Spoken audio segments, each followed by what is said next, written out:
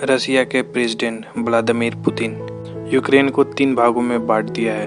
Ukraine का विभाजन कर दिया है। यूक्रेन के अंदर 2 कंट्री होंगे जिसका नाम हैगा लुहांस्क और दूसरे का डोनेस्क। 2014 से ही क्रीमिया को रसिया ने कब्जा रखा है। लुहांस्क और डोनेस्क ये यूक्रेन का पार्ट था, बट इन दोनों जगह रसिया बैक सेपरेटिस्ट रहते थे जो रसिया को सपोर्ट करते थे और वो लोग यूक्रेन से आज़ादी की मांग करते थे। 22 फरवरी रात 1 बजे के आसपास भारतीय समय अनुसार राष्ट्रपति पुतिन ने एक लंबा भाषण दिया। उस दौरान बताया कि यूक्रेन कभी अलग कोई देश था ही नहीं। यूक्रेन शुरू से ही रसिया का पार्ट रहा हुआ है।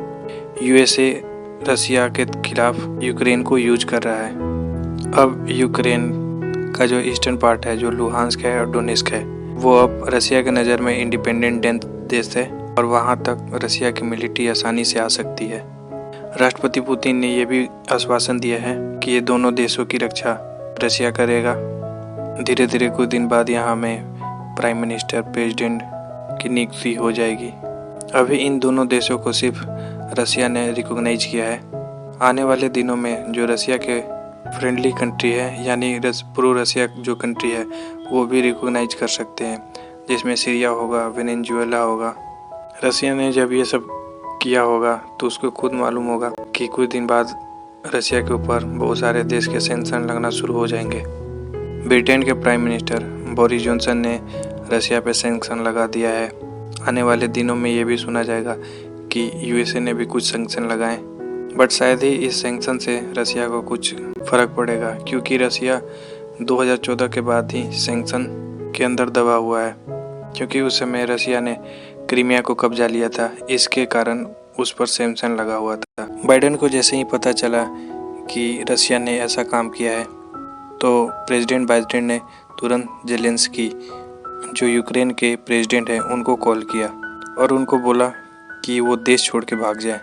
यूक्रेन के प्रेसिडेंट ये एक्सेप्ट कर रहे होंगे कि बाइडेन उनकी मदद करेंगे, मिलिट्री भेजेंगे ताकि वो रसिया से फाइट बैक कर सकें, बट यूएसए के प्रेसिडेंट उसको भागने के लिए बोल रहे हैं। कुछ लोग मानते हैं कि यूएसए के इतिहास में जो बाइडेन सबसे कमज़ोर प्रेसिडेंट हैं। अमेरिका दुनिया का सबसे शक्तिशाली देश है, बट जो बाइडेन के टेन्योर में ऐसा देख के तो नहीं लग रहा। अगर सितंबर 2021 के आसपास इन्होंने अफगानिस्तान से पुल आउट कर लिया, चाइना इनकी बात नहीं मानता, रसिया को कितने दिन से धमकी दे रहे थे, फिर भी रसिया ने यूक्रेन को 3 भागों में बांट दिया। अपने मित्र देश फ्रांस से ये फाइट कर चुके हैं और भी यूरोपियन देश जो बाइडेन से काफ़ी खफा हैं। जो बाइडेन ने यहाँ तक कह दिया था कि वो यूक्रेन और रसिया के बीच में नहीं पड़ेंगे, अपनी मिलिट्री वहाँ पे नहीं भेजेंगे। ये सब देख के लगता है कि क्या हम यूएसए पे भरोसा कर सकते हैं, या दुनिया के जो भी यूएसए के अलाई कंट्री है, क्या वो लोग यूएसए पे भरोसा कर सकते हैं।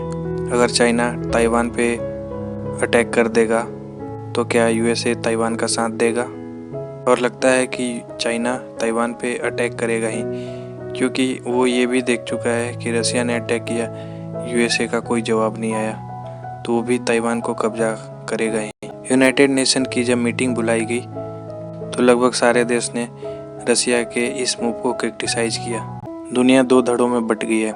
एक तरफ चाइना, रसिया, पाकिस्तान, ईरान, सीरिया, इस टाइप के कंट्री हैं। दूसरी तरफ France, Australia, UK, USA, Germany, Japan, south Korea, ये सब देश हैं। भारत शुरू से ही नॉन अलाइनमेंट पे बिलीव करता है। भारत ना ही इस ग्रुप में ज्वाइन करना चाहता है और ना ही उस ग्रुप में ज्वाइन करना चाहता है। भारत रसिया का भी काफ़ी अच्छा मित्र है और यूएसए का भी, इसलिए भारत को कभी कभी बैलेंस करना काफ़ी ज़्यादा मुश्किल हो जाता है। यूनाइटेड नेशन में जब सारे देश रसिया को क्रिटिसाइज कर रहे थे तो भारत का कुछ स्टेटमेंट इस तरीके से आया। भारत ने कहा कि भारत इस चीज़ को वॉच कर रहा है क्लोजली। वार किसी भी चीज़ का हल नहीं है, इसको बैठ के सुलझाया जा सकता है, बातचीत करके सुलझाई जा सकती है। भारत ने बिल्कुल नपा तोला जवाब दिया, क्योंकि हम किसी भी देश के साथ अपना रिश्ता खराब नहीं करना चाहते। भारत जानता है कि यूएसए का कोई भरोसा नहीं है, इसलिए वो रसिया से भी अपना रिश्ता तोड़ना नहीं चाहता।